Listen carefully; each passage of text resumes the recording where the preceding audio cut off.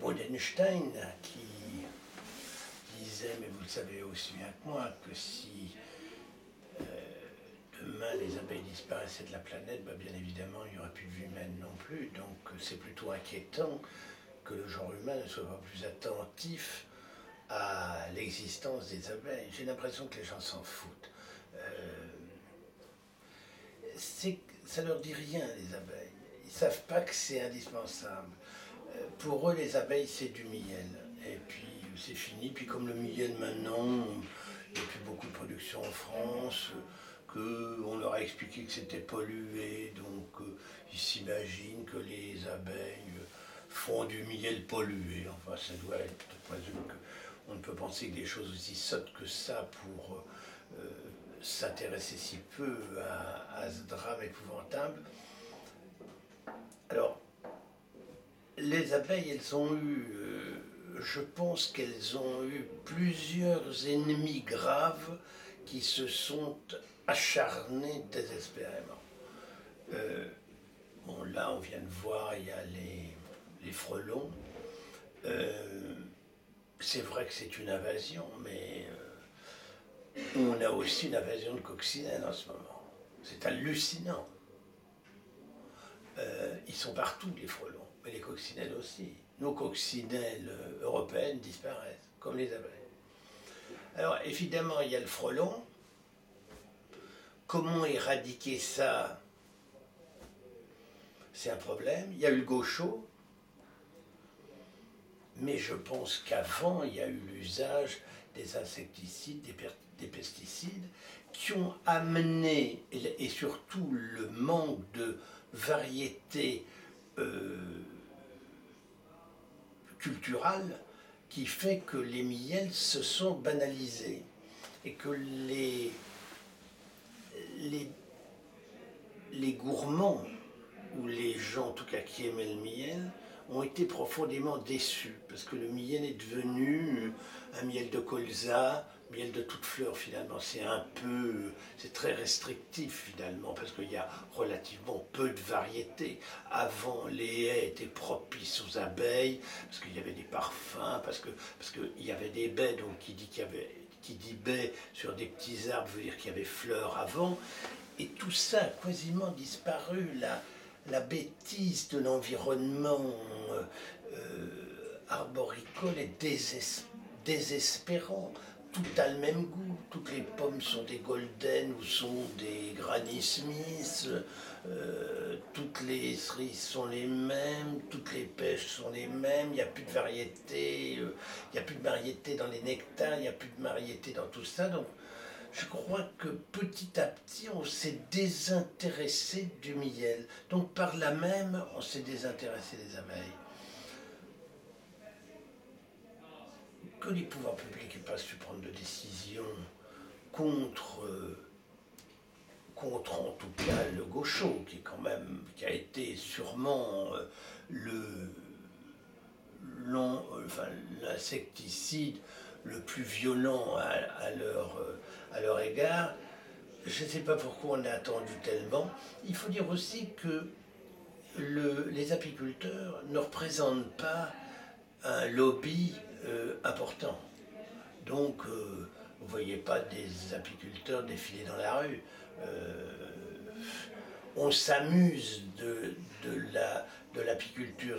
On se gargarise de 3 ruches sur l'Opéra, d'une ruche peut-être sur Notre-Dame, mais la réalité économique est relativement peu sensible. Et puis il faut dire que les grands apiculteurs, les gros groupes français se sont mis à importer. Ils importent du miel de partout, ils importent du miel de Chine, on ne sait pas ce que ça représente, ils importent du miel d'Amérique du Sud, de Russie, où il y a, je présume, dans certaines régions de moindre pollution. Je constate qu'il y a un très joli miel qui a obtenu l'appellation d'origine, c'est de la Corse, où là, effectivement, on peut encore déplacer des ruches, mais moi, je connais plusieurs apiculteurs qui me disent « mais où vous voulez qu'on aille? tout est pollué. L'apiculteur qui est installé en moyenne montagne, il faut qu'il monte au Dien pour trouver. Et il n'y a plus là, à ce moment-là, d'abeilles. S'il est dans le Languedoc-Roussillon, mais il ne peut pas bouger, tout est pollué. Donc, effectivement, l'abeille ne se déplace plus. On met les ruches le long de colzas sous des plantations d'acacias. On en trouve encore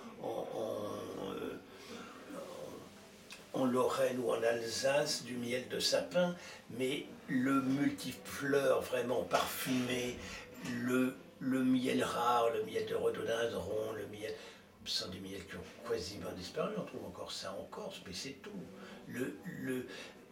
Il n'y a pas eu une culture du miel, vous voyez. Les gens sont passionnés, cultivés pour le vin, le vocabulaire s'est développé, même sur les parfums. Il y a des gens très cultivés sur les parfums, qui ont une véritable connaissance sur la nourriture, sur le goût. Le consommateur devient de plus en plus curieux, de plus en plus subtil dans ses choix, alors que sur le miel, je ne sais pas, j'ai malheureusement l'impression que, évidemment, l'abeille disparaît, mais que c'est le miel, la production qui est en voie de disparition.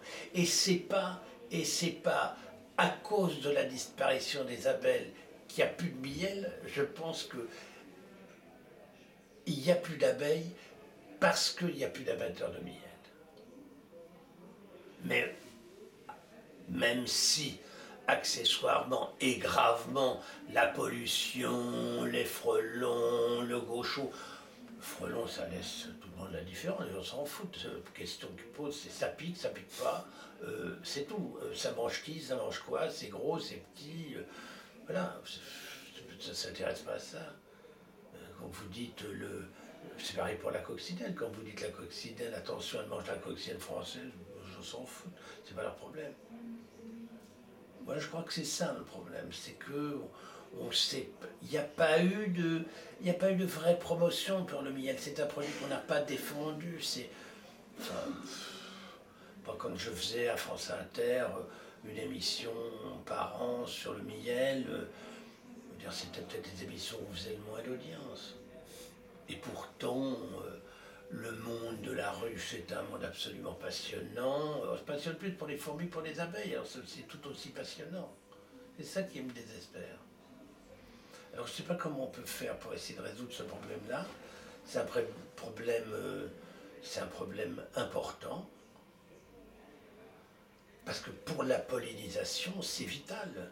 On a besoin des abeilles, ne serait-ce que pour avoir... Et maintenant, on arrive à le polliniser aussi avec du bourdon.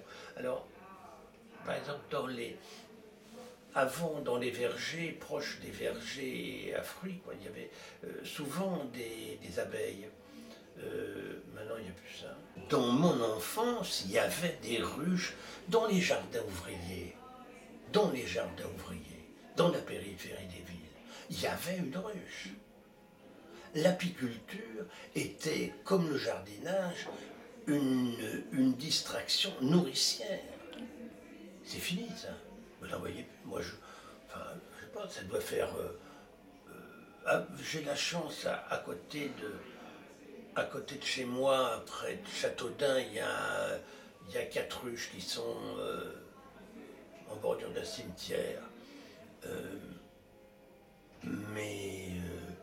Donc j'en vois encore, je m'en tire ainsi que j'en vois plus, mais quand je voyage, j'en vois plus. Ça fait au moins 30 ans que j'ai pas vu des ruches sur une plateforme de tracteur en train de changer de place. Parce que c'était ça qui était formidable, c'était d'un romantisme fou. On apprenait les saisons comme ça. On savait qu'à tel moment, c'était la saison de ceci, parce qu'on déplaçait les ruches de tel endroit à tel autre, de tel autre encore, etc. pendant toute la saison.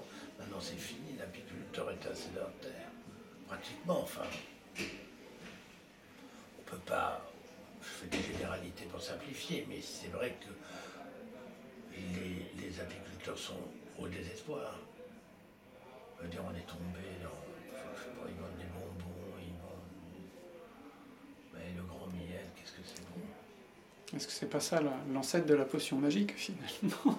Ah, du miel, non, je pense pas. Non, ça c'était à base de guide après. Je sais pas. Je sais pas. Le problème n'est pas. Et pas là, il y a toujours du miel. Enfin, ça a été le premier sucre des nomades. Avant le roseau, finalement, c'était